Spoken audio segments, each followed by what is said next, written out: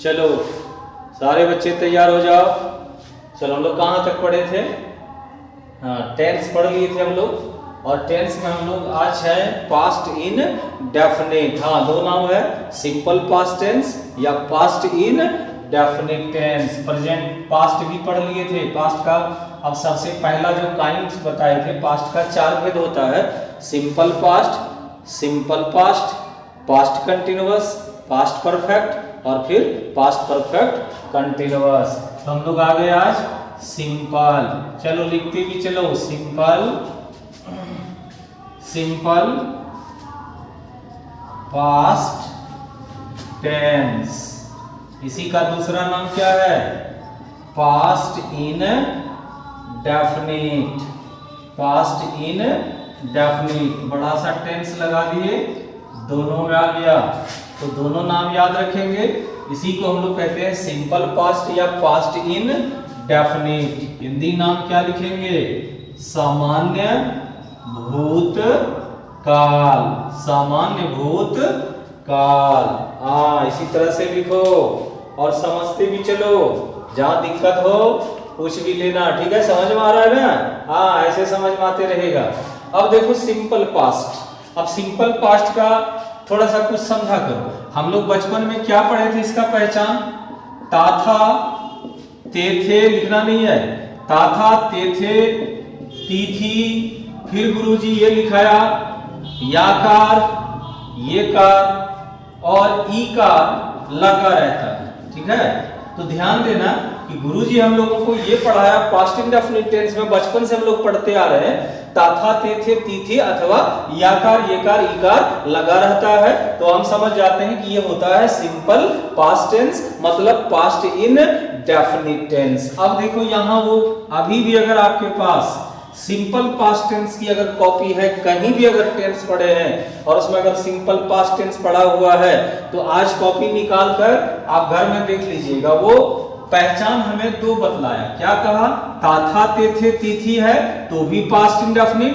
याकार, येकार, ईकार पर जैसे सेंटेंस देख लो, वह गई तो ईकार पर वाक्य रुक गया ना, तो मात्रा आकार, मात्रा एकार, मात्रा ईकार। अब हर मात्रा को लिखने का दो मेथड हम लोग पढ़े हैं। मात्रा आकार ऐसा भी होता है, मात्रा आकार खड़ी लकीर से भी लिखते हैं, मात्रा एकार ऐसा भी और मात्रा एकार ऐसा भी, हर्ष ईकार ऐसा भी तो हर्ष ईकार ऐसा भी, और फिर इसी को अगर हम दीर्घ ईकार ऐसा कर दें तो फिर दीर्घ ईकार देखो ऐसा भी।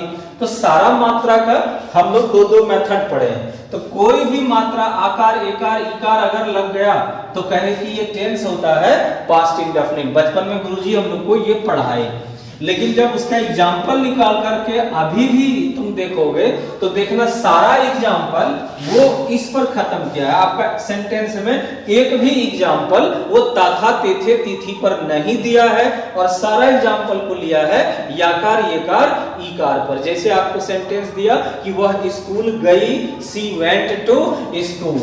मैं घर गया, वह पटना गया, मैं पटना गया, आई वेंट टू पटना। ऐसा कहीं आपको सेंटेंस नहीं लिखाया है मैं पटना जाता था, ये नहीं लिखाया आपको। तो चलो ये गलती अब यहाँ नहीं करना है, हम भी दोनों पहचान लिखाएंगे पर इसमें अब अंतर क्या है वो हम आपको समझाते चलेंगे। तो चलिए अब लिखिए आप लोग इसका आइडेंटिफिकेशन। आइडेंटिफिकेशन मतलब पहचान। पहचान के सामने लिखो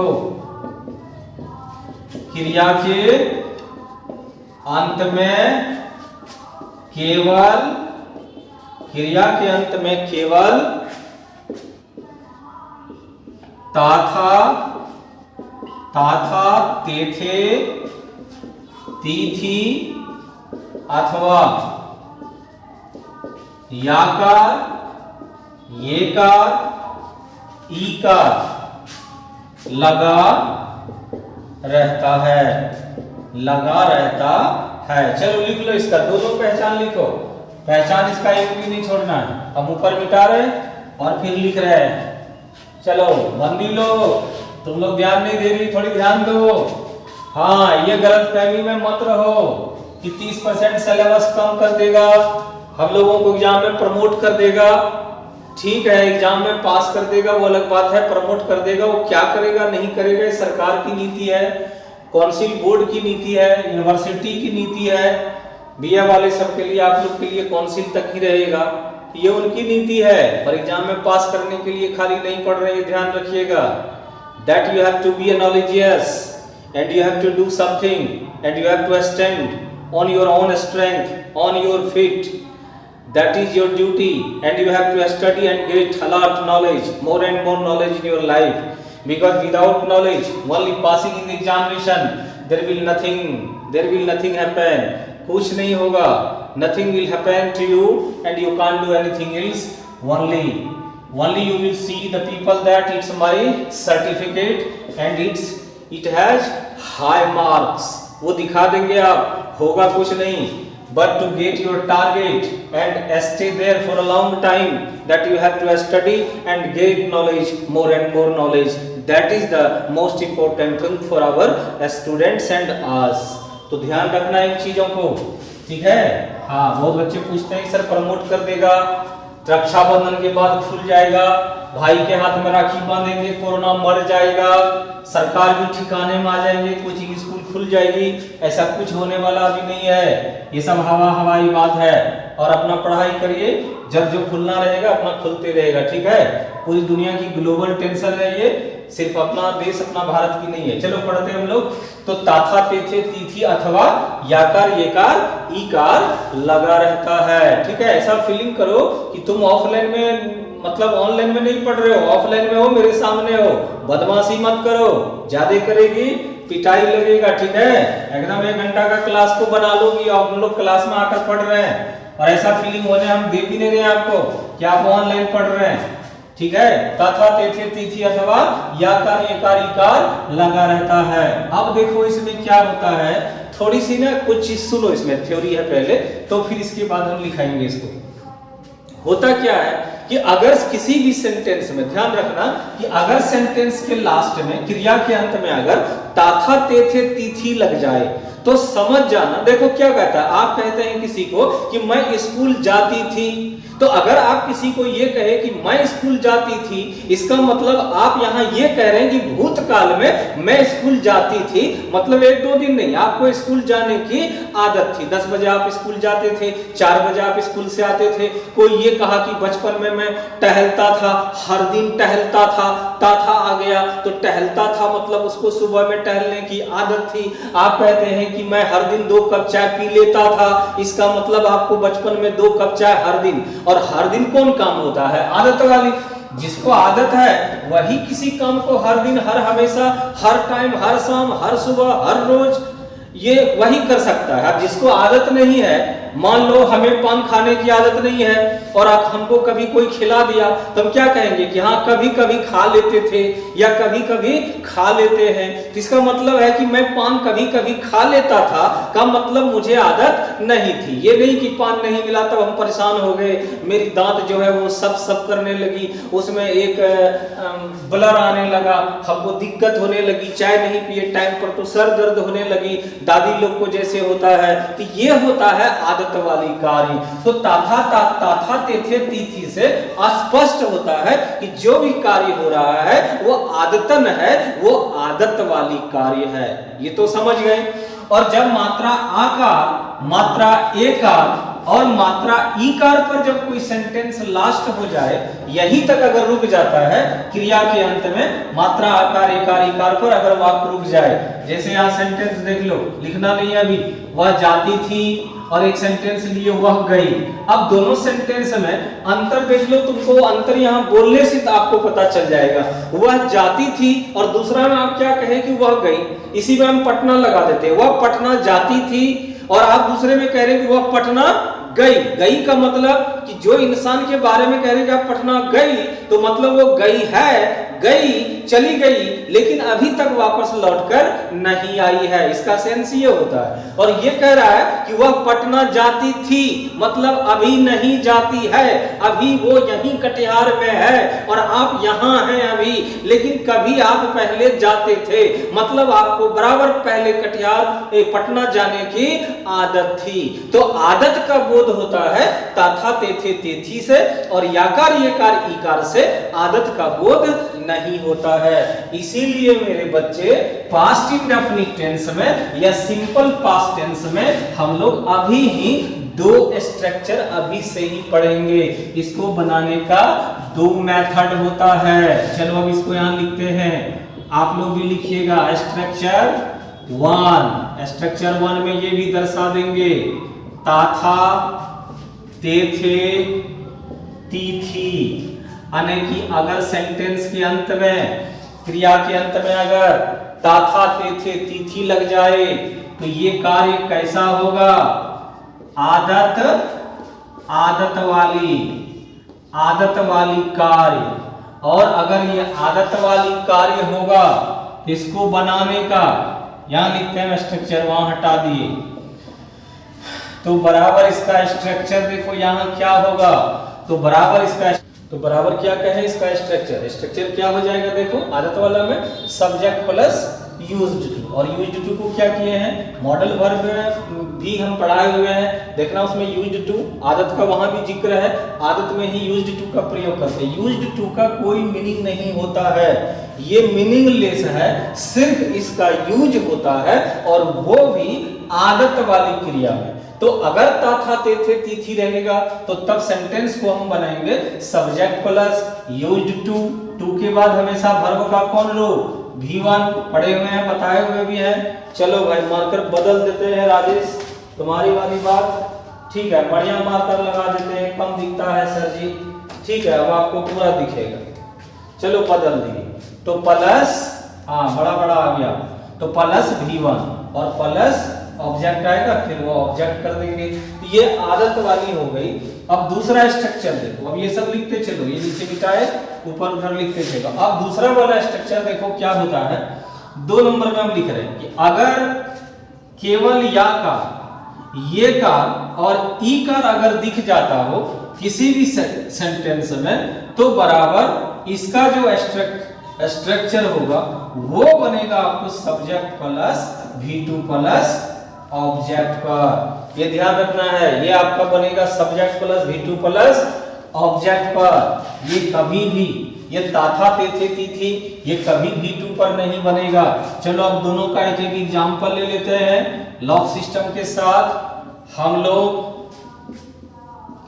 दिल्ली गए, सेंटेंस बनाना है, तो एक आर पर रुक गया ना, तो वह बन जाएगा we went to Delhi.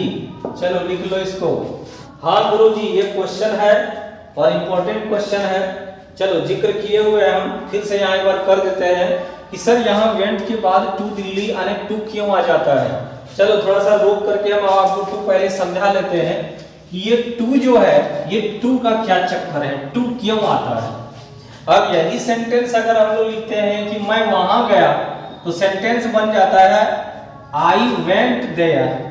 Sir जी यहाँ भी वेंट आया और देयर आया, यहाँ टू लगा देंगे तो गलत हो जाएगा, मतलब यहाँ टू नहीं लग रहा है, यहाँ दिल्ली में टू लग रहा है। ये टू का क्या चक्कर है? Go to Patna, go to Delhi, go to college, go to Katihar, go to house, go, ये जो बार बार गो के बाद टू आता है, देखो गो का फिक्स प्रीपोजिशन टू नहीं होता है। ये रूल नहीं है कि गो आ गया तो टू आएगा। रूल क्या होता है यहाँ पे, ये ध्यान दो, हम जब किसी भी व्यक्ति वस्तु स्थान से, जब हम किसी भी व्यक्ति वस्तु स्थान से जब हम जुड़ते हैं, जब हमारा लगाव होता है, जब हम उससे जुड़ते हैं, जब हमारी जुड़ाव होती है उनसे, तो ध्यान रखना कि ऐसे कंडीशन में जब हम किसी चीज से जुड़ते हैं, तो ऐसे कंडीशन में अगर उस व्यक्ति वस्तु स्थान का निश्चित नाम अगर आ जाता है, तो तब हम उसके पहले गो का कोई फॉर्म आ जाए, चाहे तुम जाकर जुड़ो, आकर जुड़ो, लेकर जुड़ो, देकर जुड़ो, चाहे पार्टिसिपेट करके जुड़ो, हम चाहे जिस तरह से भी जुड़ रहे हैं उससे, हम अगर जुड़ते हैं तो उसके साथ टू लगाते हैं, और अगर हम किसी व्यक्ति वस्तु स्थान से बिछुड़ते हैं तो तब हम उसके साथ से के अर्थ में फ्रॉम लगाते हैं। जैसे सेंटेंस देखो, मैंने कलम से कवर को तोड़ दिया, तो क्या कवर कलम से हट गई? हट गई तो संबंध विच्छेद हो गया, और जैसे ही संबंध विच्छेद हो जाए, कोई चीज डिपार्चर हो जाए, प्रस्थान कर जाए, अलग हो जाए, दूर हट जाए, तो ऐसे कंडीशन में फ्रॉम लगाएंगे। लेकिन अगर हम किसी से जुड़ते हैं, जैसे आप कहें कि मैं मोहन के पास गया, तो आप मोहन के पास गए अगर, तो आप मोहन से जुड़ गए, और मोहन देखो एक निश्चित आदमी का नाम भी है, तो आप जिससे जुड़ रहे हैं वो व्यक्ति वस्तु स्थान का अगर निश्चित नाम आता है तो तब हम गो और कम के बाद टू लगाएंगे। अगर जिससे हम जुड़ते हैं, अगर उस व्यक्ति वस्तु स्थान का निश्चित नाम नहीं आता है तो ध्यान रखना है कि तब हम उस जगह टू का प्रयोग नहीं करेंगे।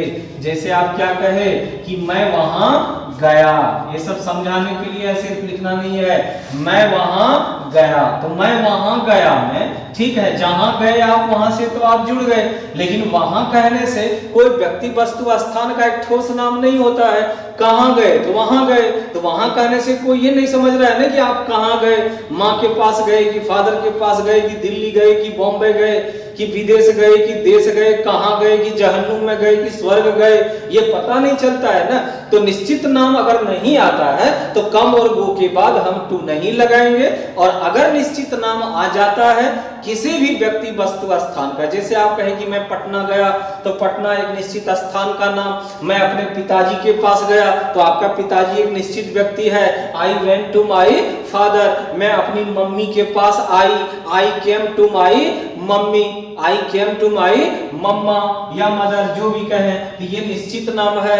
ऐसे कंडीशन में हम प्रीपोजिशन टू लगाएंगे। आप लोग बचपन से चिट्ठी लिखते हैं, चिट्ठी में देखो क्या लिखते थे हम लोग, हम तुमको समझा रहे, थोड़ा इधर मिटा रहे हैं, ठीक है, ये सब लिख लेना। वी वेंट टू दिल्ली, यहाँ तक आप लिख के छोड़िएगा, और इसके बाद नहीं लिखना है, अभी हम आपको सिर्फ समझा रहे हैं। तो हम लोग चिट्ठी लिखते थे बचपन में, चिट्ठी में क्या लिखते थे, एक तरफ टू, और टू दे करके नाम एड्रेस लिखते थे, और एक तरफ क्या लिखते थे, फ्रॉम, ठीक है, तो फ्रॉम लिखते थे। टू में टू किसके नाम, हम चिट्ठी लिख रहे हैं, कटिहार में चिट्ठी को हम लिख रहे हैं, तो हम अपना नाम के आगे क्या लिखते थे, फ्रॉम।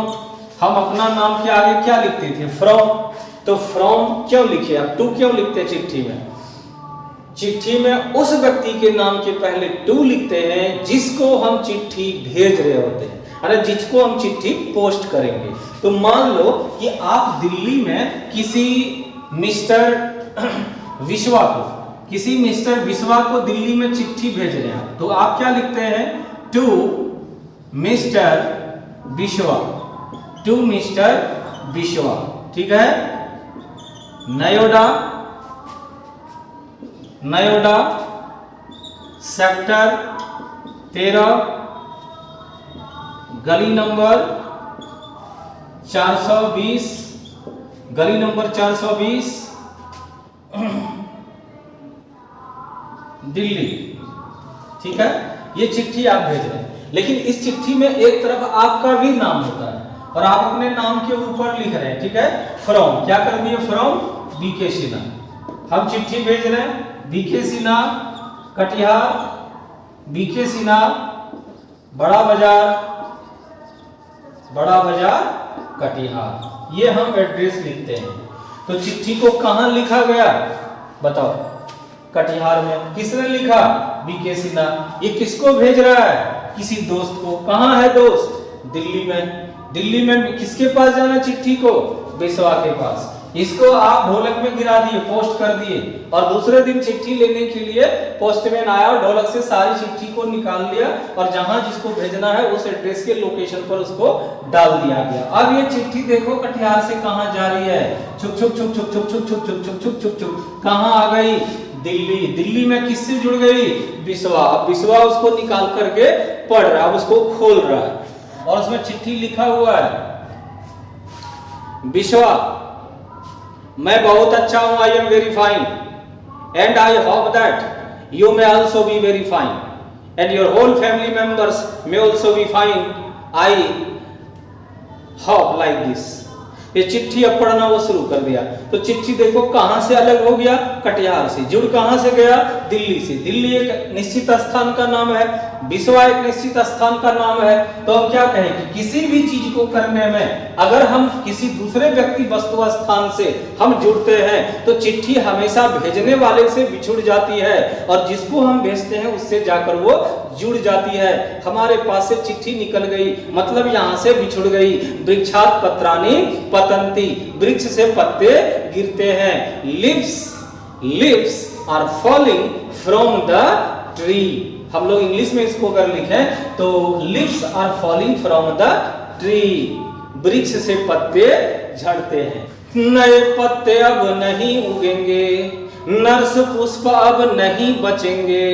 नसें कब्र में जा चुकी है, नसें कब्र में जा चुकी है, एवं बच्चा गाड़ी लुढ़कता जा रहा है, एवं बच्चा गाड़ी लुढ़कता जा रहा है। Whispering neighbors left and right pluck us from the real delight.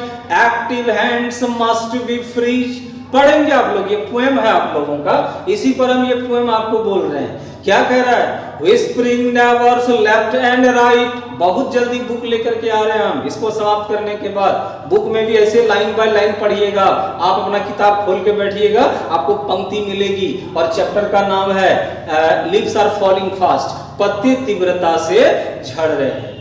पत्ते तीव्रता से झड़ रहे हैं, पत्ते तीव्रता से झड़ रहे हैं। नर्स पुष्प अब नहीं बचेंगे, नर्स पुष्प अब नहीं बचेंगे।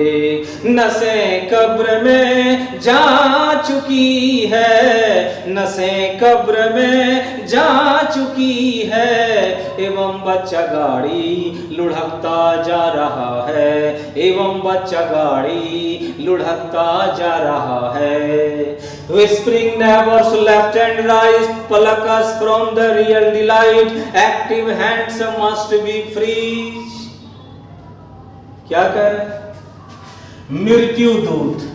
Whispering neighbors का मतलब Whispering neighbors, मृत्यु दूत। ऐसे दूत जो हमारे प्राण को खींच लेते हैं और हरण करके लेके चले जाते हैं, आप लोग यमराज कहते हैं। कवि ने लिखा है Whispering neighbors left and right। मृत्यु दूत दाएं हैं, मृत्यु दूत दाएं हैं, मृत्यु दूत बाएं हैं। ए भाई जरा देख के चलो, आगे ही नहीं पीछे भी, दाएं ही नहीं बाएं भी, ऊपर ही नहीं नीचे भी। ए भाई जरा देख के चलो, हर जगह हमारी ना मृत्यु दूत है।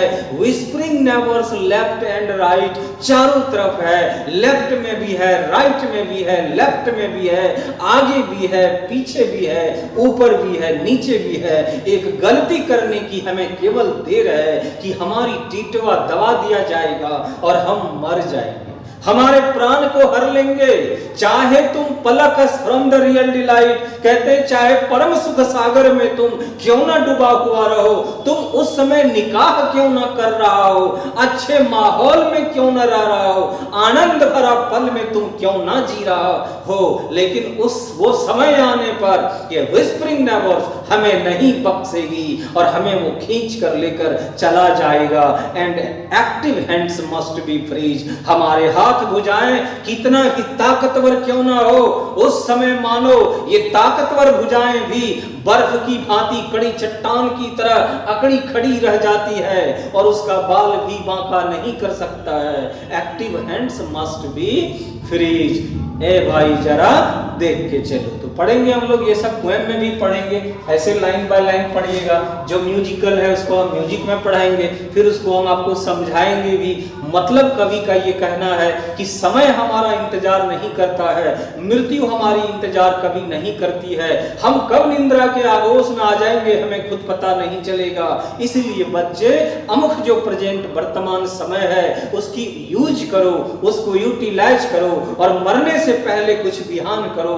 मौत के के निद्रा में जाने से पहले कुछ अच्छे काम करो और कुछ अच्छे काम करो, क्योंकि एक दिन तुम्हारा ये मजबूत भुजा भी निष्क्रिय हो जाएगा, निष्प्राण हो जाएगा, बूढ़े हो जाओगे, कुछ नहीं कर पाओगे।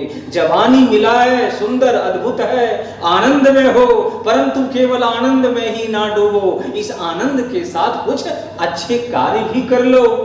Whispering neighbors left and right pluck us from the real delight. Active hands must be freed. ये जो 3-4 लाइन था ना, ये 3-4 लाइन का इतना मीनिंग हम आपको बतलाए कि कभी हमें यही कहना चाहते हैं इन पंक्तियों के माध्यम से। Nurses flowers will not last. Nurses flowers will not last. Nurses will go to hell. नसें कब्र में जा चुकी है, यानी कि अभी अभी नई कोपलें उगी ही आई हैं, हमारे पेड़ की कलियों में नई नई कोपलें उगी ही हैं, लेकिन अचानक इसकी मृत्यु की समय आ गई है। पशिया दंशकारी झुलसा देने वाली हवा बहने लगी है। मैं देख रहा हूं नई नई जो अभी इसमें नर्सेस फ्लावर्स कलियां उगी थी फूल की, फूलों की, वो अब गिरने लगा है, टूटने लगा है, झड़ने लगा है, और बहती हुई पशियारी ये गर्म रेगिस्तान की हवा उसे मानो गर्त में सुलाया जा रहा है, उसे मिट्टी के अंदर कब्र में दफन किया जा रहा है। लेकिन क्षणिक है, वो कब्र में भी रहकर वो इंतजार करेगी, और फिर उससे कुछ दिनों के बाद जब फिर बरसात आएगी तो फिर उससे सुंदर कलियां निकल आएगी, फिर से उसका वक्त आएगा। चलो अब ये पोएम में अभी उतना नहीं जाएंगे, क्योंकि फिर पोएम पढ़ाने लगेंगे तो पोएम में हम बढ़ जाएंगे। चलिए, रुमाल गिर गया था, उठा लिए, तो हम लोग थोड़ा टेंस में रहते हैं। ये दिखाए थोड़ा कि बुक हम लोग इस तरह से पढ़ेंगे, आप लोग बुक के लिए परेशान हैं, हर ऑब्जेक्टिव आपको याद हो जाएगा, लाइन बाय लाइन कोई भी ऑब्जेक्टिव आप लिख सकते हैं। 50 नंबर ऑब्जेक्टिव बहुत बड़ा स्कोर कवर करेगा, आपका नंबर भी इसमें नहीं कटती है। तो चलो अब 1-2 सेंटेंस और बना लेते हैं। वह वहां जाया करती थी, तो देखो तिथि आ गया ना, तो लिखेंगे सी यूज्ड टू, गो के बाद यहाँ देयर होगा, गो के बाद यहाँ टू नहीं लगाएंगे, क्योंकि गो के बाद आने वाला जो वर्ड है वो किसी भी व्यक्ति वस्तु स्थान का निश्चित नाम नहीं है। अब यही सेंटेंस को अगर हम ऐसा कर दें कि वह वहां गई, ई कार पर रोक दे, तो तब फिर ये आदत वाली नहीं है, तब ये बन जाएगा सी वेंट देयर। ये भी समझ गए आप लोग। चलो इसी टेंस का हम लोग अब क्या ले लेते हैं, इंटरोगेटिव प्लस नेगेटिव। हाँ, इंटरोगेटिव प्लस नेगेटिव। विश्वास ध्यान देगा, बदमाशी बहुत कर रहा है तुम पढ़ने के टाइम में, ठीक है।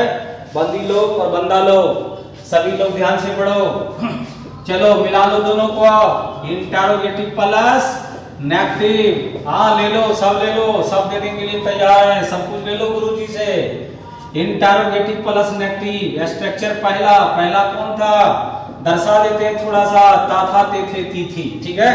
तो ताथा तेथे तिथि अगर रहेगा तो आप सबसे पहले डिड नहीं, इसका हेल्पिंग वर्ब कौन करेगा काम, यूज्ड, और यूज्ड के बाद फिर सब्जेक्ट, और सब्जेक्ट के बाद यहाँ नोट रहने पर नोट टू होगा, नोट नहीं रहने पर नोट हट जाएगा, तो क्या बच गया, टू इस जगह आ जाएगा। नोट टू प्लस फिर V1 प्लस ऑब्जेक्ट और प्लस क्वेश्चन मार्क। और इसी का फिर चलो दूसरा स्ट्रक्चर लिख लो। दूसरा स्ट्रक्चर का क्या बतलाए थे, याकार येकार इकार। याकार येकार इकार वाले वाक्य में अगर सबसे पहले क्या दिख जाए तो हम डिड लगाएंगे, लेकिन ताथा तेथे तिथि वाले वाक्य में अगर सबसे पहले क्या दिख जाए तो हम उसका हेल्पिंग वर्ब के फॉर्म में किसको खींच लेंगे, यूज्ड को। और यूज्ड मॉडल वर्ब में हम आपको पढ़ा चुके हैं, यूज्ड और डेयर एक साथ हम आपको पढ़ाए हैं, वहां ध्यान रखना। यूज्ड टू और डेयर, यूज्ड टू और डेयर को लेक्सिकल वर्ब कहे हैं, इसको मॉडल मार्जिनल मॉडल ऑक्सिलरी भी कहते हैं, लेक्सिकल वर्ब भी है और ये अपने आप में मॉडल वर्ब भी है। ये हर तरह से यूज होता है, मेन वर्ब की भी तरह यूज होगा और ये मॉडल वर्ब के भी तरह यूज होगा। तो यहाँ क्या रहने पर सबसे पहले यूज्ड और याकार येकार इकार पर सबसे पहले डिड, तो डिड प्लस सब्जेक्ट, अगर नहीं है तो नॉट। डिड लगने के बाद ध्यान रखना, डिड जब किसी सेंटेंस में एक बार आ गया ये V2 हो गया। डू का V2 क्या होता है? डू का V2 हाँ डिड, तो डू का V2 जब डिड होता है, चलो जान भी रहे आप लोग, बताते भी है। डू का V2 क्या होता है जी? डिड। ए कोना वाला तुम लोग बोलो, डू का V2 क्या होता है? कोना से है क्या कर रहा है तुम लोग? चल यार ध्यान दो, डू का V2 हाँ डिड, तो डू का V2 डिड। चलो आपको सवाल यहाँ बताओ, कोई भी सेंटेंस में V2 एक बार अगर लग गया तो क्या उस सेंटेंस में दोबारा V2 आएगा? नहीं आएगा गुरुजी। कोई भी सेंटेंस में अगर V2, अगर V3, अगर V4, अगर V5 एक बार अगर यूज हो चुका है तो अब V2, V3, V4, V5 में से जो भी यूज हुआ है ये किसी भी सेंटेंस में जीवन में कभी दोबारा यूज मत करना, ये दोबारा नहीं होता है। और अगर बार बार सेंटेंस में वर्ब आए सर जी सेंटेंस में अगर फिर से वर्ब आता है सर जी तो क्या करें? तो ये करेंगे सर जी कि हर वर्ब को तब हम इस क्रम में लिखेंगे 2 प्लस V1। जैसे यहां सेंटेंस देखो, वह जाने की चेष्टा, वह जाने की चेष्टा करती है मतलब प्रयास करती है। तो सी चेष्टा करना, प्रयास करना मतलब सी ट्राइज, वह चेष्टा करती है। देख लो यहाँ V5 लग गया है। अब यहाँ हम लोग आगे बढ़े तो देखो जाना आ गया है, जाना का गो होता है। अब यहाँ पे आप गोज नहीं लिख सकते हैं, गोइंग नहीं लिख सकते हैं, आप यहाँ पे वेंट नहीं लिख सकते हैं, यहाँ आपको लिखना होगा टू गो। तो सी ट्राइज टू गो, वह जाने की चेष्टा करती है। आई वांट टू ईट, मैं खाना चाहता हूं। वांट एक बार आ गया, यानी कि सेंटेंस में V1 जितना बार आएगा हम V1 का यूज कर सकते हैं, लेकिन V2, V3, V4, V5 जब एक बार किसी सेंटेंस में यूज हो गया तो अब जो भी वर्ब आएगा वो हमेशा किस पर रहेगा? V1 पर। तो डिड क्या चीज है? V2। एक बार V2 आ गया तो क्या अब यहाँ V2 होगा? नहीं सर, क्या होगा तब? तो V1। चलो इसी के साथ लास्ट में ऑब्जेक्ट और यहाँ क्या कर देंगे? Question mark. ये सब चीज को समझा करो और कुछ चीज सुन के भी याद रखने की कोशिश करो। चलो इसका 2 एग्जांपल ले लेते हैं। क्या आप हर दिन सुबह में मैदान की हरी हरी घास पर नहीं टहलते थे? चलो लिखते भी चलो जी, नहीं टहलते थे। क्या आप हर दिन सुबह में मैदान की हरी हरी घास पर नहीं टहलते थे? ता था ते थे तीथी आ गया और सबसे पहले क्या लग गया? तो देखो सबसे पहले हेल्पिंग वर्ब क्या आएगा? Used.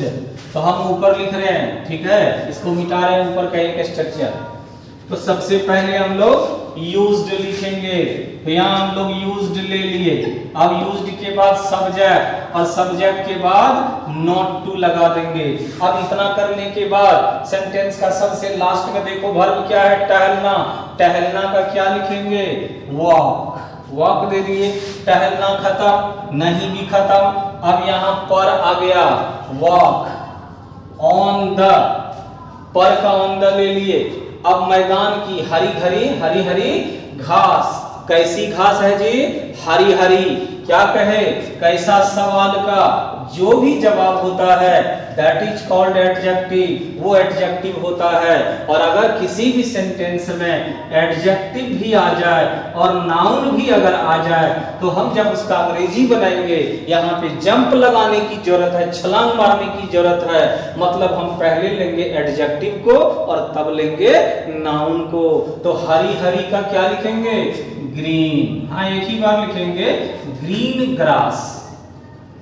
Green grass, on the green grass. काके की का ऑफ, मैदान का, फील्ड, और फिर क्या है, हर दिन।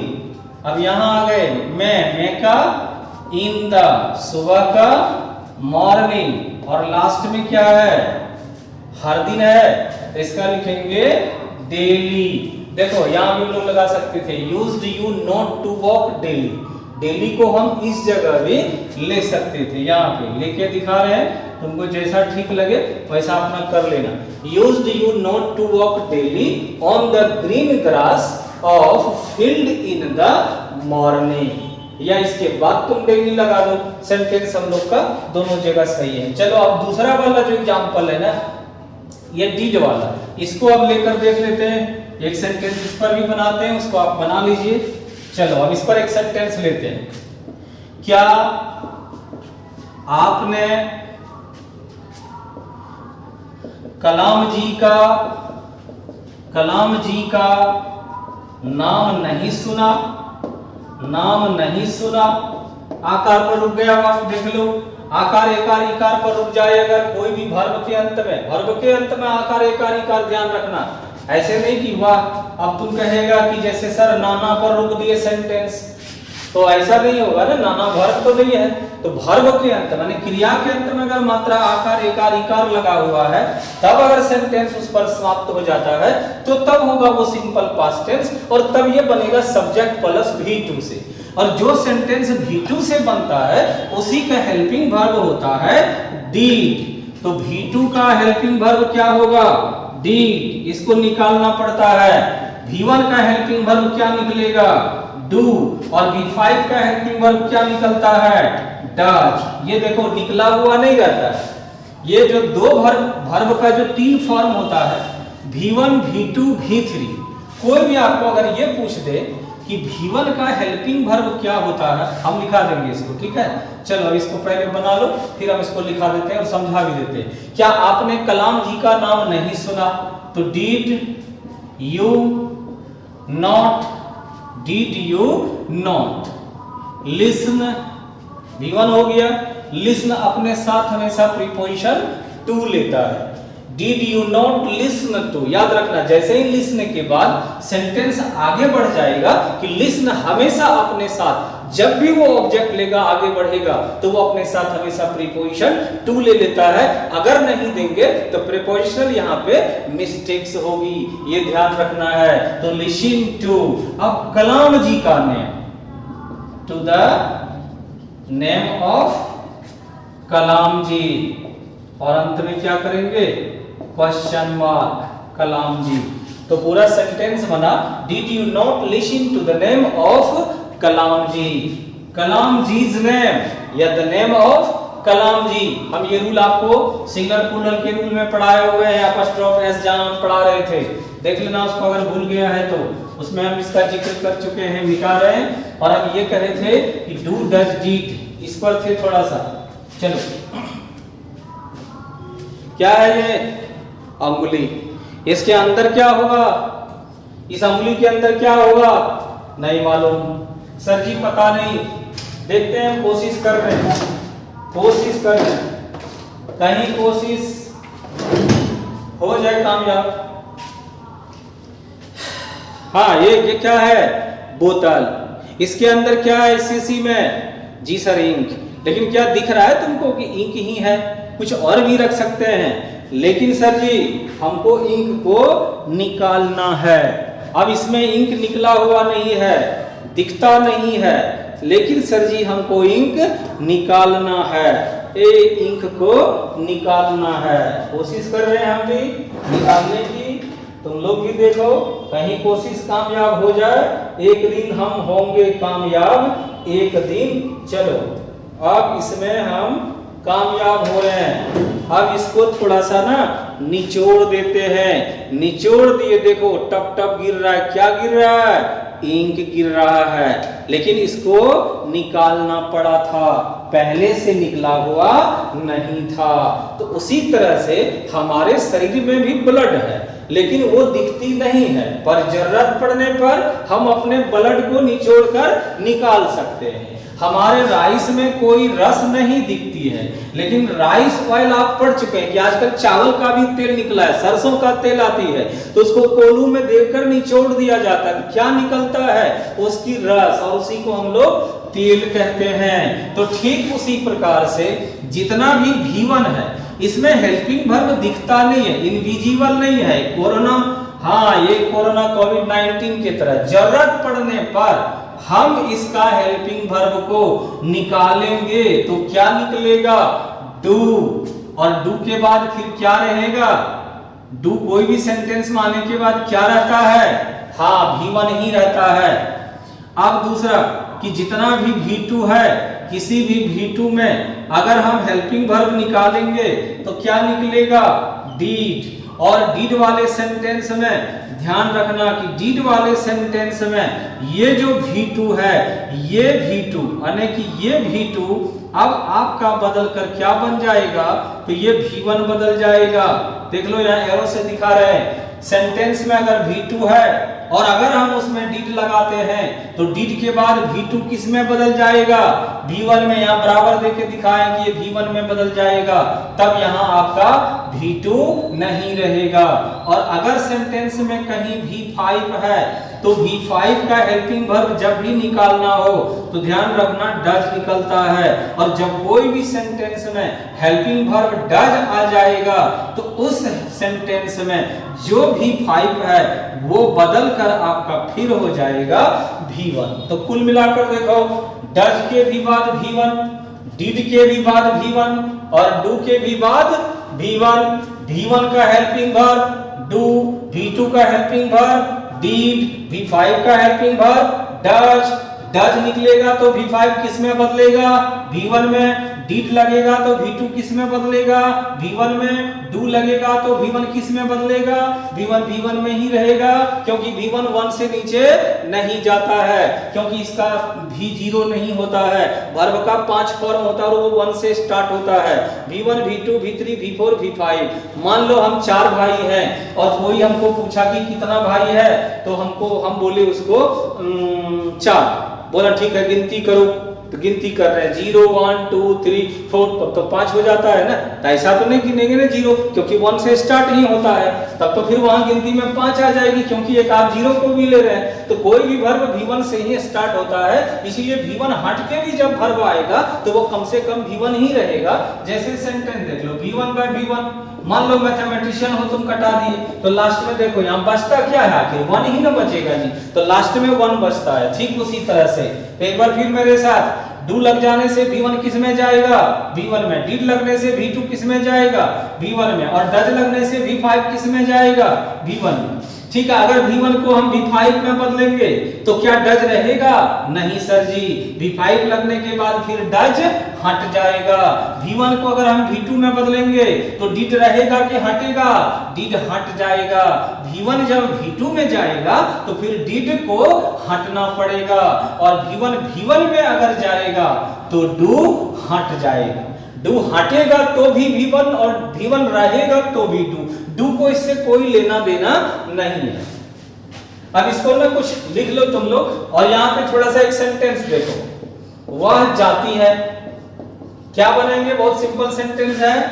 बेवकूफ लोग, बहुत गधा हो तुम लोग, समझा ना? सी गो करता है, कोई गोइंग करता है, कहां पे हैं आप लोग? सिंपल प्रेजेंट टेंस का वाक्य दिया और थर्ड पर्सन सिंगुलर नंबर, कहे बुढ़ा हो जाएगा तो भी मिसिंग होगा, ध्यान रखना। आई वी यू को छोड़कर दुनिया में जितना भी सब्जेक्ट है वो थर्ड पर्सन है, और थर्ड पर्सन के साथ साथ अगर कोई सब्जेक्ट सिंगुलर भी होगा तो वो V5 लेगा, नहीं तो फिर वो V1 लेगा। तो सी V5 लेगा ना जी, तो सी गोज हो गया। तो सी गोज वह जाती है, लेकिन कोई ये कहा कि ठीक है वह नहीं जाती है, सिर्फ इसको बनो तो आप तुरंत बोले कि सी डज नॉट गो। अब बंदा आपसे ये पूछ रहा है, हमने तो सिर्फ तुमको यहां नहीं लगाया, यहां नहीं लगाए थे तो आप सी गोज बनाए। हम सिर्फ जब नहीं लगाए सेंटेंस में तो नॉट से नहीं हो जाता है। आपको कहेंगे डज कहां से लाए? डज कहां से लाया? क्योंकि जैसे ही प्रेजेंट टेंस यानी V1, V2 और V5 ये 3 फॉर्म लेने वाला 2 टेंस होता है। V1, V5 कौन लेता है? Simple present. V2 कौन लेता है? अभी आप पढ़ रहे हैं सिंपल पास्ट। दोनों सिंपल ही है, दोनों तीनों फॉर्म वर्ब का V1, V2, V5 ये सिंपल में ही जाके टकराता है, जिसमें V1 और V5 सिंपल प्रेजेंट में लगता है और V2 लग जाता है सिंपल पास्ट में। ये सिंपल प्रेजेंट में और ये V2 लगता है सिंपल पास्ट में। इसीलिए हम क्या कहें कि जैसे ही इस सेंटेंस को हम नेगेटिव बनाने लगेंगे, इंटरोगेटिव बनाने लगेंगे या कोई टर्म हम डालना शुरू कर देंगे कि ये दोनों टेंस यानी सिंपल प्रेजेंट और सिंपल पास्ट अपने साथ एक हेल्पिंग वर्ब का डिमांड करना शुरू कर देता है, जिसमें देखो हेल्पिंग वर्ब अदृश्य है, इसमें दिख नहीं रहा है। एक सेंटेंस और देखो, वह जा रही है, आप इसका सेंटेंस बनाए सी इज गोइंग। देखो ये शुरू से, जन्म से ही, फर्स्ट से ही, असर्टिव सेंटेंस से ही ये गोइंग भी वर्ब, हेल्पिंग वर्ब ले रहा है इज। लेकिन इस टेंस को देखो, इसका जो असर्टिव सेंटेंस है इसमें डायरेक्ट मेन वर्ब है, यहां भी ये मेन वर्ब है, यहां भी ये डायरेक्ट मेन वर्ब है, लेकिन ये कोई हेल्पिंग वर्ब नहीं लिया। उसी तरह से अगर हम पास्ट इंडेफिनिट टेंस में भी कहेंगे कि वह गई तो सीधा सी वेंट होगा, इसमें कोई हेल्पिंग वर्ब असर्टिव सेंटेंस में नहीं होता है। जैसे एग्जांपल, आप सभी बच्चे अभी जिस उम्र में है, अभी आप लोग तो पढ़ाई कर रहे हैं, आप सभी सिंगल आए इस धरती पर, सब सिंगल हैं, लेकिन एक दिन ऐसा होगा कि आप लोग अचानक उस स्टेज में पहुंचेंगे कि अचानक आप सभी डबल हो जाएंगे ना। तो डबल हम लोग भी हो रहे हैं, डबल हो जाएंगे, आप लोग समझ ही रहे हैं कि डबल कैसे होंगे। तो चलो अब यहाँ पे हम आपको दिखा रहे हैं। तो इसी तरह से इसका असर्टिव सेंटेंस यानी जन्म से ही ये साथ में नहीं आता, बीच में ये भी अचानक हेल्पिंग वर्ब ले लेता। कब? जब सेंटेंस नेगेटिव होगा, इंटरोगेटिव होगा या फिर इसमें टर्म लगेगा। तो गोज का हम देखो क्या बतलाए हैं, हेल्पिंग वर्ब डज निकलेगा। तो यहाँ इसीलिए नोट के पहले हम क्या हेल्पिंग वर्ब लेंगे? डज। और डू, डज, डिड लगने के बाद हमेशा वर्ब कौन फॉर्म में रहता है? V1 में रहता है। तो ये सब समझ लो, नहीं समझ में आता है रोक करके हम हट भी जाते हैं, तुम्हारे बोर्ड पर से बार बार हटने की आदत है मेरी कि आप स्क्रीनशॉट लेते हैं या जो भी लेते हैं, रुकते हैं, लिखते हैं, तो हमें अनुभव है और इसलिए हम हट भी जाते हैं कि आपको दिक्कत ना हो। तो चलो ये सब हम लोग एक्स्ट्रा कुछ पढ़ रहे थे और पास्ट इंडेफिनिट टेंस का 2 सेंटेंस बना के भी देखे इंटरोगेटिव में। और अब हम लोग चलेंगे इसी का लास्ट में टर्म प्लस नेगेटिव। अब देखो टर्म प्लस नेगेटिव हम रूल आपको पढ़ाए हुए हैं कि जिस टेंस का भी हम टर्म प्लस नेगेटिव का स्ट्रक्चर लिखाने की बात करेंगे उस टाइम तुरंत आपको अलर्ट हो जाना है, बी कॉशन हो जाना है, बी कॉन्शियस हो जाना है। आपको तुरंत रूल बताए हैं कि इसी का जो इंटरोगेटिव प्लस नेगेटिव स्ट्रक्चर आप लिखे हुए हैं अभी तुरंत सेम उसी को उतारेंगे और केवल सबसे पहले आगे में आप टर्म लगा देंगे तो ऑटोमेटिकली ये चेंज होकर बन जाएगा टर्म प्लस नेगेटिव। तो इसमें 2 स्ट्रक्चर लिखे हैं ना बाबू, हाँ तो दोनों स्ट्रक्चर ले लो। पहला स्ट्रक्चर क्या लिखे थे? ताथा वाला लिखे थे, तो इसमें हम टर्म लगा देंगे। टर्म के बाद इसमें क्या लिए थे? यूज्ड हेल्पिंग वर्ब, फिर सब्जेक्ट, फिर not two plus V1 plus object और क्वेश्चन मार्क।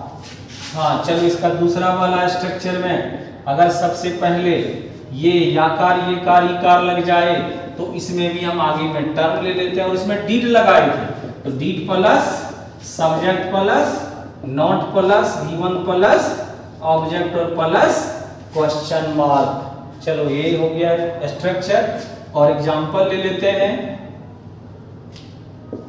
तुम क्यों इसे नहीं किया? आकार पर रुक गया, सेंटेंस में क्यों टर्म हो गया, तो why did you not do it. It मतलब इसे, इट का भी रूल हम आपको पढ़ा दिए हैं। इसे का अर्थ में हम कब इट लिखें, कब हम इसको सो लिखें और कब हम इसको सो मच लिखें। दूसरा एग्जांपल ले रहे हैं, वह कैसे इस काम को नहीं करती थी, वह कैसे इस काम को नहीं करती थी। तो हाउ यहाँ यूज्ड लग जाएगा ना, how used she not to do this work. चलो ये यहाँ पे टेंस खत्म हो गया, सिंपल पास्ट टेंस। और अगर फिर भी कोई डाउट्स हो जाए तो बार बार कहते हैं कमेंट्स में जरूर कर देना, तुम लोग भेज देना, चिंता मत करो, अभी हम हैं आप लोगों के साथ, आपका सारा प्रोसेस हो जाएगा। एग्जाम में पास करना अलग चीज होता है और नॉलेज रखना अलग चीज होता है। और जिस स्टेट से हम लोग हैं ना, इस स्टेट में कहीं कोई रोजगार नहीं है, अब तो और भी बड़ी स्थिति खराब होने वाली है। क्या करेंगे हम लोग पढ़ लिख करके? एक ही ऑप्शन है बिहारियों के पास, इतना पढ़ो और ऐसा पढ़ो, 2-4-5 साल मेहनत करो कि सरकारी एक छोटी सी भी जॉब ले लो तो जिंदगी सिक्योर होता है। नहीं तो मेरे ही जैसा ऐसे ही घुट घुट कर आप लोग भी परेशान हो जाइएगा। ये सब चक्कर में नहीं रहना है, पढ़ाई मन से करिए, जैसा जो एग्जाम होने होगा होगा, लेकिन हमारा टारगेट सिर्फ +2 पास करना नहीं है। हम लोगों का टारगेट, किसी का इंजीनियर है, किसी का मेडिकल है और किसी का मैक्सिमम का तो गवर्नमेंट से जॉब है। तो गवर्नमेंट जॉब के लिए एकदम संत बन जाना है, मॉन्क बन जाना है, तपस्वी बन जाना है, सन्यासी बन जाना। 5-7 साल ना भूल जाओ सबको, हर चीज को भूल जाओ, तुम्हारा एक ही काम है और बन जाओ एक बार, कदमों में होगी सारी दुनिया। इसी सिद्धांत के साथ पढ़ो ना, आगे पीछे ढेर है, बहुत सारा कॉल आएगा आपको, आप क्या कॉल करेंगे, आप परेशान हो जाएंगे, माँ बाबूजी परेशान हो जाएंगे, लोगों को कहते कहते थक जाएंगे वो। ठीक है, ऐसी खुशियां लाओ और इसके लिए मेहनत करने की जरूरत है। चलो इसी के साथ, इसी हाई कमान, हाई जोश के साथ, हाँ हाई जोश है, जोश हाई है, आप भी अपना जोश को हाई रखिए। और इसी के साथ एक बार फिर मेरे साथ सब बोलो, जय हिंद, जय भारत।